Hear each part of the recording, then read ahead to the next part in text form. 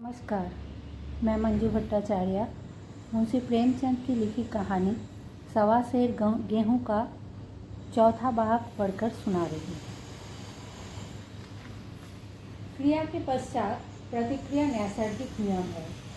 शंकर साल भर तक तपस्या करने पर भी जब ऋण से मुक्त होने में सफल न हो सका तो उसका संयम निराशा के रूप में परिणत हो गया।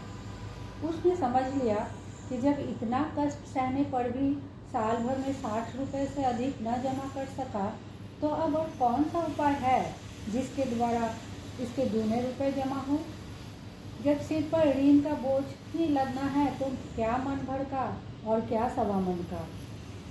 उसका उत्साह क्षीण हो गया, मेहनत से घृणा हो गई। आशा उत्साह की जमी है। आशा में तेज है, बल है, जीवन है। आशा ही संसार की संचालक शक्ति है। शंकर आशाहीन होकर उदासीन हो गया। वह जरूरतें जिनको उसने साल भर तक टाल रखा था अब द्वार पर खड़ी होने वाली भिखारिनी न थी, बल्कि छाती पर सवार होने वाली पिशाचनिया थी जो अपनी भेंट लिए बिना जान नहीं छोड़ती।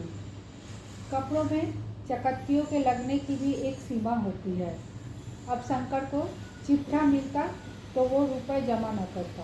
कभी कपड़े लाता, कभी खाना, कभी कोई और वस्तु। जहाँ पहले तम्बाकू ही पिया करता था वहाँ अब गांजे और चरस का चस्का भी लगा। उसे अब रुपए अदा करने की कोई चिंता न थी, मानो उसके ऊपर किसी का एक पैसा भी नहीं आता। पहले जूड़ी चढ़ी होती थी पर वो काम करने अवश्य जाता था। अब काम पर न जाने के लिए बहाना खोजा करता। इस भांति 3 वर्ष निकल गए। विप्र जी महाजन ने एक बार भी तकाजा न किया। वह चतुर शिकारी की भांति अचूक निशाना लगाना जानते हैं। पहले से शिकार को चौंकाना उनकी नीति के विरुद्ध था। एक दिन पंडित जी ने शंकर को बुलाकर हिसाब दिखाया। 60 रुपये जो जमा थे वो मिन्हा करने पर अब भी शंकर के जेब में 120 रुपये निकले। शंकर ने कहा, इतने रुपए तो उसी जन्म में दूंगा, इस जन्म में नहीं हो सकते। विप्र ने कहा, मैं इसी जन्म में लूंगा, मूल न सही सूद तो देना ही पड़ेगा। एक बैल है वो ले लीजिए, और मेरे पास रखा क्या है। मुझे बैल बधिया लेकर क्या करना है, मुझे देने को तुम्हारे पास बहुत कुछ है। शंकर ने कहा, और क्या है महाराज। कुछ है, तुम तो हो, आखिर तुम भी कोई मजदूरी करने जाते हो। मुझे भी खेती के लिए मजदूर रखना ही पड़ता है। सूद में तुम हमारे यहाँ काम किया करो, जब सुविधा हो मूल दे देना। सच तो यूँ है कि अब तुम किसी दूसरी जगह काम करने नहीं जा सकते जब तक मेरे रुपए नहीं चुका देते। तुम्हारे पास कोई जायदाद नहीं है, इतनी बड़ी गठरी मैं किस एतवार पर छोड़ दूँ। कौन इसका जिम्मा लेगा कि तुम मुझे महीने महीने सूद देते जाओगे, और कहीं कमाकर जब तुम मुझे सूद भी नहीं दे सकते तो मूल की क्या कहें। शंकर ने कहा, महाराज सूद में तो काम करूँगा और खाऊंगा क्या। विप्र ने कहा, तुम्हारी घरवाली है, लड़के हैं, क्या वे हाथ पांव कटा के बैठेंगे।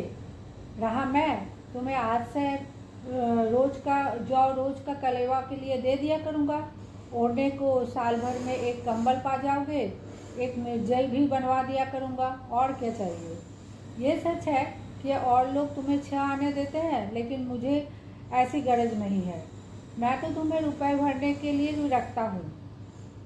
शंकर ने कुछ देर तक गहरी चिंता में पड़े रहने के बाद कहा, महाराज वो तो जन्म भर की गुलामी हुई। विप्र गुलामी समझो चाहे मजदूरी समझो, मैं अपने रुपए भराए बिना तुमको कभी न छोड़ूंगा। तुम भागोगे तो तुम्हारा लड़का भरेगा, हाँ जब कोई न रहेगा तब की बात दूसरी है। इस निर्णय की कहीं अपील न थी। मजदूर की जमानत कौन करता, कहीं सड़न न थी, भागकर कहाँ जाता। दूसरे दिन से उसने विप्र जी के यहाँ काम करना शुरू कर दिया। सवा सेर गेहूं की बदौलत उम्र भर के लिए गुलामी की बेड़ी पैरों में डालनी पड़ी। उस अभागे को अब अगर किसी विचार से संतोष होता था तो ये था कि वो मेरे पूर्व जन्म का संस्कार है। स्त्री को वे काम करने पड़ते थे जो उसने कभी न किए थे। बच्चे दानों को तरसते थे, लेकिन शंकर चुपचाप देखने के सिवा और कुछ न कर सकता था। वो गेहूं के दाने किसी देवता के सांप की भांति यावत जीवन उसके सिर से न उतरे।